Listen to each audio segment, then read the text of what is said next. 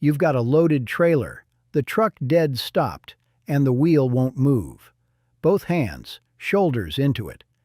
Every driver who ran a rig before the 50s knew this fight, and almost none of them knew the cure had already existed for 25 years. They called it Armstrong steering. Not a brand, not a model, a joke at the driver's expense. There was no pump, no hydraulics, nothing between your hands and the front axle but a steel column, a gearbox, and whatever muscle you brought to work that morning. Ask an old hand what the name meant, and you'd hear the same thing every time. You needed strong arms to steer it. And the joke had teeth, because the thing genuinely fought back. Here's what most people never understood about it. Yes, the truck was heavy, but the real reason that wheel wouldn't move was the front tires scrubbing against the pavement in one spot. A loaded steer axle plants those tires down hard, and turning them while you're standing still means grinding rubber sideways across the ground. The wider the tire and the heavier the load, the deeper it dug in. Dead stopped, with a full trailer behind you. That wheel could feel bolted in place. But get the truck rolling, even at a crawl, even a walking pace, and the whole thing changed. Moving tires steer with a fraction of the effort. So the first rule anybody taught you was to never crank the wheel at a dead stop. Drivers called that dry steering, and you avoided it every chance you got. You kept the truck creeping, turned while it rolled, and let momentum do the work your shoulders couldn't. It saved your back, and it saved the equipment. The tires, the kingpins, the drag links all paid the price when some rookie sat still and hauled on the wheel like he was pulling a rope out of a well. The hardest work of the whole day was rarely out on the open highway. It was in tight quarters, backing to a loading dock or swinging around a crowded yard, where you were barely moving and the wheel fought you for every inch. Do that job for 20 years, and your shoulders and your wrists kept the receipts. That's also why those old trucks wore steering wheels the size of a garbage can lid. It wasn't styling, and it wasn't because men were bigger back then. A larger wheel gives you more leverage, and leverage was the only thing you had. Same reason the steering box was geared so slow. Ratios somewhere around 20-1, sometimes higher on a big rig, which meant 4, 5, sometimes more full turns of the wheel to get from one lock to the other. You were forever winding that thing, hand over hand, just to make a corner. And that was the hidden cost nobody put in the brochure. Slow, heavy steering isn't only tiring, it's vague. You couldn't make a fast move to save your life, and sometimes that was the literal problem. If something jumped out in front of you, there was no quick flick of the wheel to get around it. By the time you wound in enough steering to change course, you'd already be into whatever it was. Every one of those big wheels was a trade.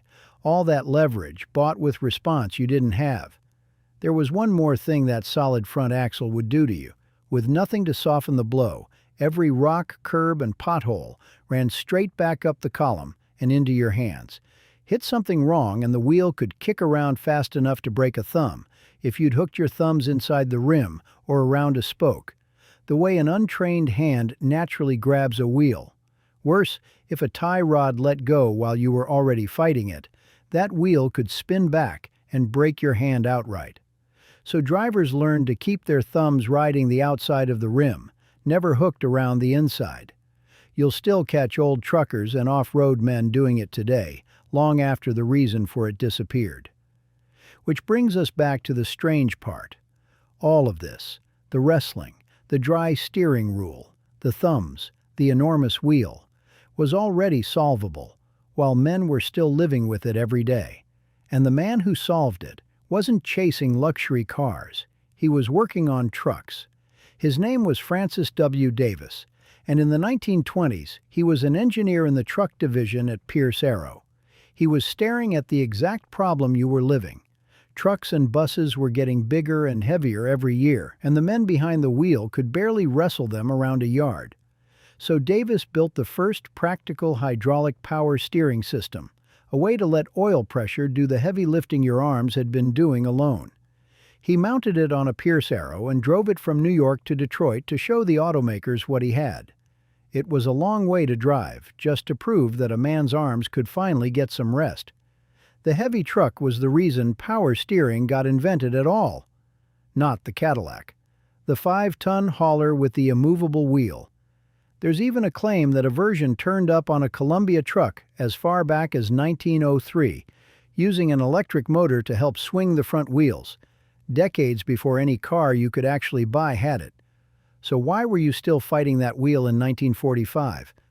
Because Detroit had the answer and put it in a drawer. General Motors signed Davis and planned to bolt power steering onto Cadillacs. Then the Depression hit, the accountants ran the numbers, and they decided it cost too much to build.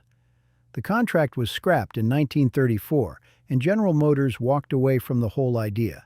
Davis found another backer in Bendix in 1936, but by the end of the decade, the whole effort had produced about 10 cars and sold 2 of them. The technology worked the entire time. Nobody would pay for it. And when power steering finally reached a showroom, the 1951 Chrysler Imperial, the first car an ordinary man could buy with it, the system was built on Davis's patents, the ones that had quietly expired while everyone sat on their hands. General Motors put it on the 1952 Cadillac, using work Davis had done for them almost 20 years earlier. All of it perfectly legal. It just meant a full generation of drivers wrestled that wheel because of a cost decision, not a technical one. What finally settled the argument wasn't a car anyway, it was a war. Power steering's first real proving ground was military. The Davis system was fitted to Chevrolet-built armored cars, supplied to the British Army in 1940, and by the end of the war, more than 10,000 vehicles were running it.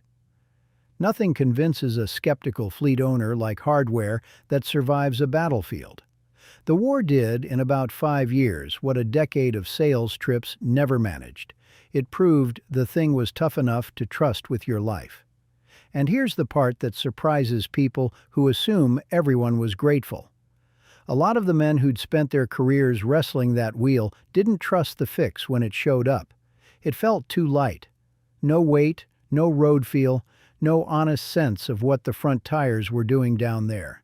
Some old drivers swore it was dangerous, that you couldn't feel the truck through it anymore. And there are stories of fleet bosses ordering new trucks without power steering or having it stripped back off, because to them, light steering meant you'd lost your connection to the road. That's driver lore, more than documented history, but it points at something real. The skill they'd built was worth so much to them that the machine taking it away felt like a theft, because that's what it quietly did. The moment assist showed up, an entire body of knowledge started going dark. Reading the shock as it came up the column, keeping the truck rolling so you'd never have to break it free from a stop, winding through 5 turns and knowing exactly where the front wheels were pointed without looking.